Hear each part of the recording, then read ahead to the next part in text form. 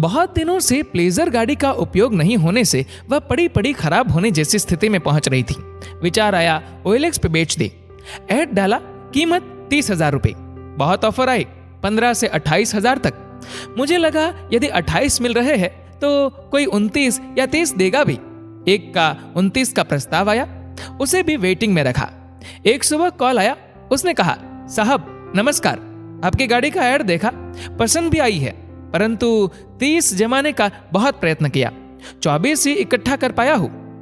बेटा इंजीनियरिंग के अंतिम वर्ष में है, बहुत मेहनत किया है उसने, कभी पैदल, कभी साइकिल, कभी बस, कभी किसी के साथ। सोचा अंतिम वर्ष तो वह अपनी गाड़ी से ही जाए। आप कृपया प्लेजर मुझे ही दीजिएगा। नई गाड़ी दुगनी कीमत से भी ज्यादा है, मेरी हैसियत से बहुत ज्यादा है। थोड़ा समय दीजिए, मैं पैसों का इंतजाम करता हूँ। मोबाइल बेचकर कुछ रुपए मिलेंगे, परंतु हाथ जोड़कर निवेदन है साहब, प्लेजर मुझे ही दीजिएगा। मैंने औपचारिकता में मात्र ओके बोलकर फोन रख दिया। कुछ विचार मन में आए, वापस कॉल बैक किया और कहा, आप अपना मोबाइल मत बेचिए, कल सुबह केवल 24,000 लेकर आइए, गाड़ी आप ही ले जाइए, और वह भी मात्र 24 में ही। मेरे पास 29 का प्रस्ताव होने पर भी 24 में किसी अपरिचित व्यक्ति को मैं प्लेजर देने जा रहा था। सोचा उस परिवार में आज कितने प्लेजर या आनंद का निर्माण हुआ होगा। कल उनके घर प्लेजर आएगी और मुझे ज्यादा नुकसान भी नहीं हो रहा था। ईश्वर ने बहुत दिया है और सबसे बड़ा धन समाधान है, जो कूट कूट कर दिया है। अगली सुबह उसने कम से कम 6 से 7 बार फोन किया। साहब कितने बजे आऊं? आपका समय तो नहीं खराब होगा? पक्का लेने आऊं? बेटे को लेकर या अकेले आऊं? पर साहब प्लेजर गाड़ी किसी और को नहीं दीजिएगा। वह 2,000, 500, 200, 100, 50 के नोटों का संग्रह लेकर आया। साथ में बेटा भी था।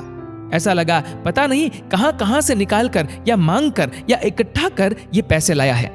बेटा एकदम आतुरता और कृतज्ञता से प्लेजर को देख रहा था। मैंने उसे दोनों चाबियां दी, कागज दिए। बेटा गाड़ी पर विनम्रता पूर्वक हाथ फेर रहा था, रुमाल निकाल कर पोंछ रहा था। उसने पैसे गिनने को कहा। मैंने कहा, आप गिनकर ही लाए हैं, कोई दिक्कत नहीं। जब जाने लगे तो मैंने उन्हें 500 का एक नोट वापस करते कहा, घर जाते मिठाई लेते जाइएगा। सोच ये थी कि कहीं तेल के पैसे है या नहीं, और यदि है तो मिठाई और तेल दोनों इसमें आ जाएंगे।